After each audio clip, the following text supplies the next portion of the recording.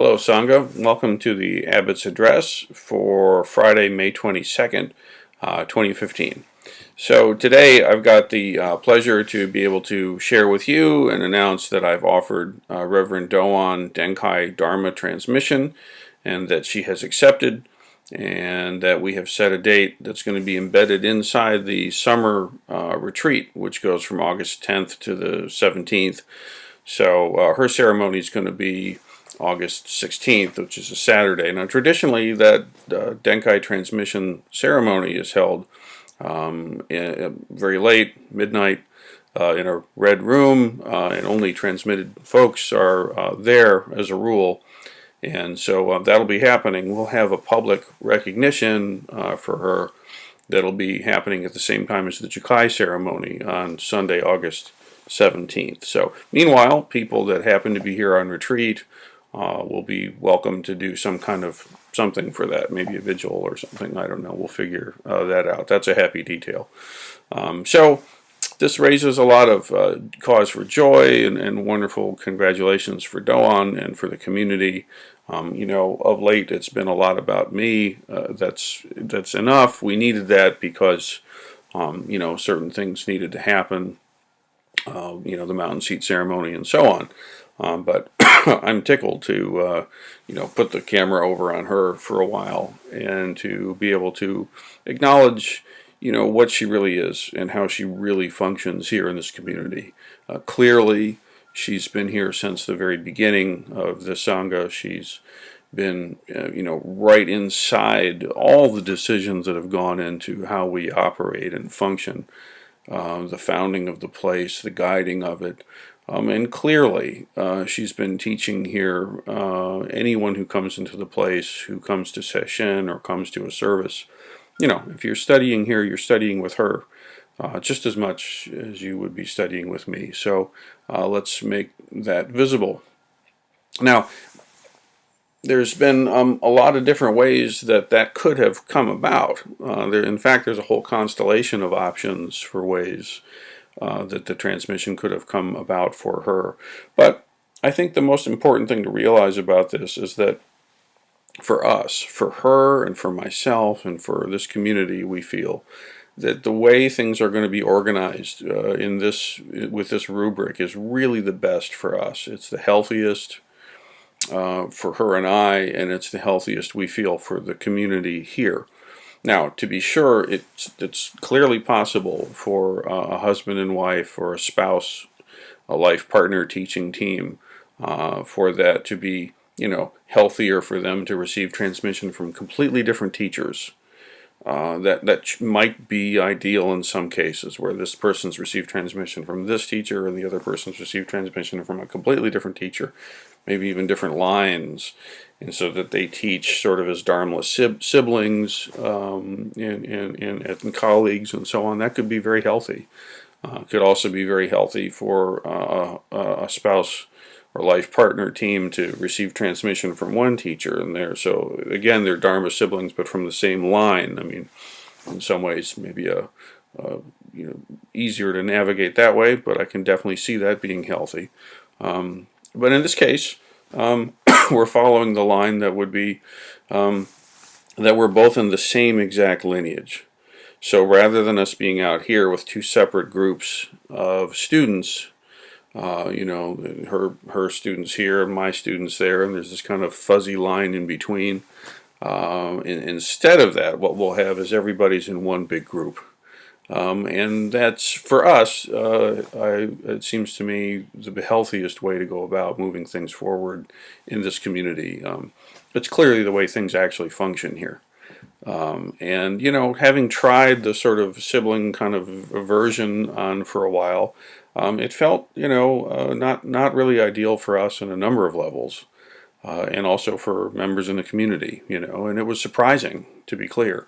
I mean, a certain while ago, the completely obvious thing was we will be an affiliate of Boundless Way Zen and be very much in their culture, and that we would both receive transmission from James and teach as Dharma siblings, and it was as obvious as the sun's going to come up tomorrow. But, didn't work that way. We practiced and keep our hearts open and keep our minds open and keep our ears to the ground and being really brutally honest the whole way through.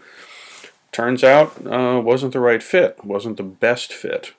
In fact, we got into the process and in a very healthy way and, not an unsurprising way and maybe a painful way at times, it became clear to all of us that, the culture that's happening here in Toledo is its own culture, is its own community, is its own approach that deserves its own light of day and its own air to breathe, so to speak, as does the Boundless Way. I mean, there's an immense amount of things in that Sangha's organization that we have just deeply bowed to and are very grateful for.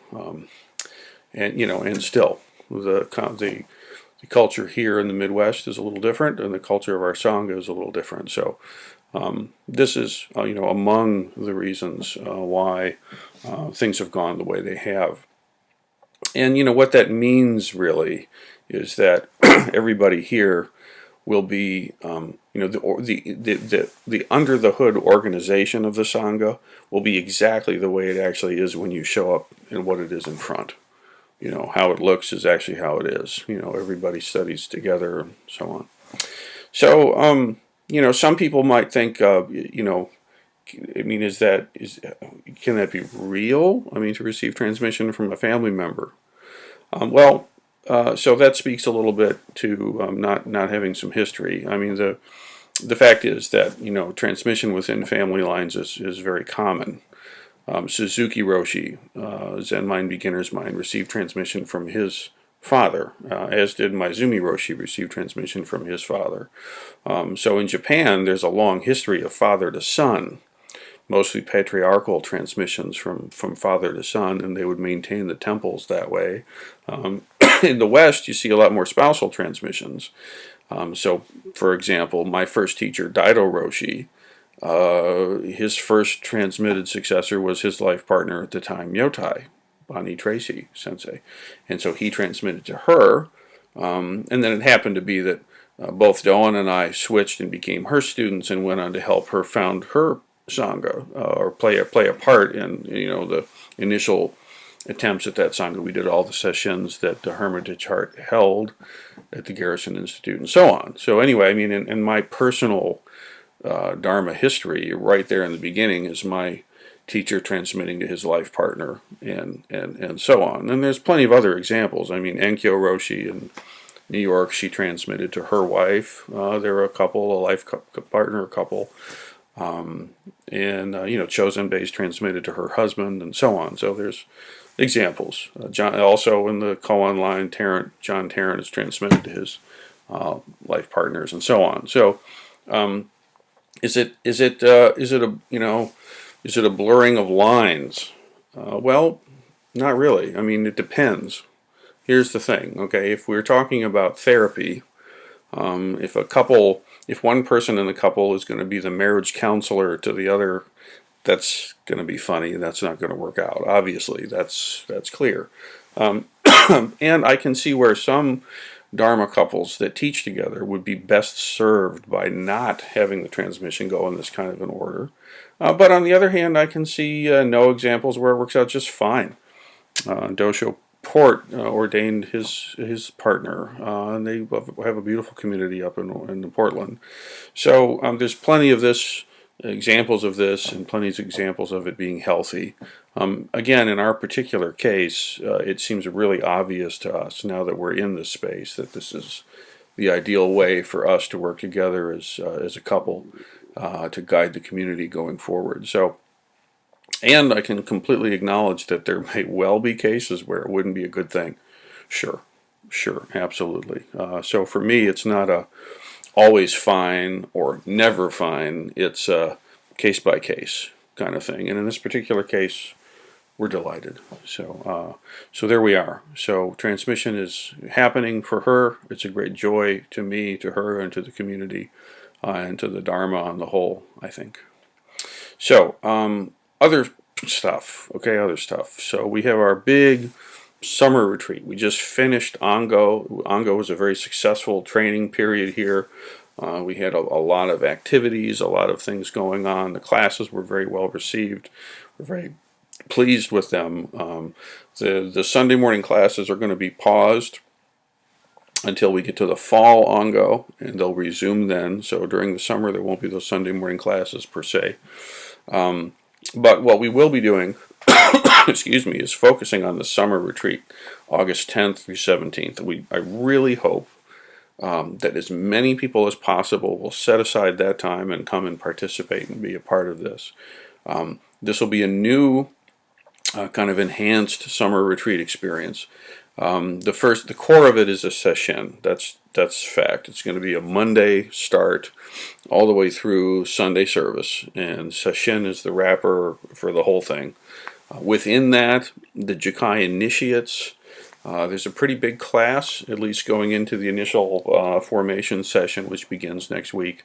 It's a pretty big class, and they will be, if they persist and go through the formation process and discern this is in fact the right thing, those that do will be sewing the Raksu, so they'll have the sewing retreat going on. Somewhere in there, we're going to have a Jukai renewal retreat space, a little breakout kind of session for people who've already received the precepts in this community, a chance to reconnect with and reinvigorate their relationship to the precepts. And that's going to be discerned. We're right now selecting who's going to be the head facilitator for that and coordinating that. So if you're a Jukai member, you can look forward to some communication soon about your opinions on this. And again, our real hope is that everybody comes together and practices like this. We're also looking into options for the Dharma School kids. The farm is right here by a big state park. There's plenty of opportunities for camping and different kinds of activities that might work out really well. So we'd like to see, there's some people from the Dharma School that are looking into options for youth during this big summer retreat. And then, we have a nice Denkai ceremony to put on top of the whole thing. So it's going to be a whopper of an experience. And really, one other big announcement about that is Ed Brown Sensei is going to be coming out, author of the Tassajara Bread Book and a long-term friend to Reverend Dawn and myself in this community. In fact, he was here for the temple recognition ceremony that we did, where we actually recognized the place as a temple.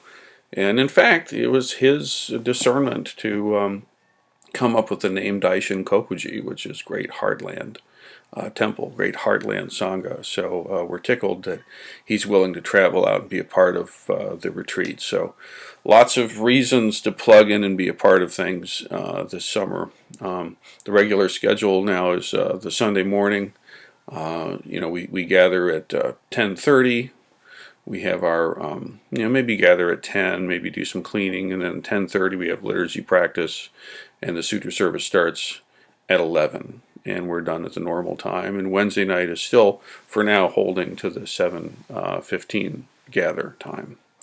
Other news, the Leadership Council is putting together a new Sangha survey that'll be coming out soon.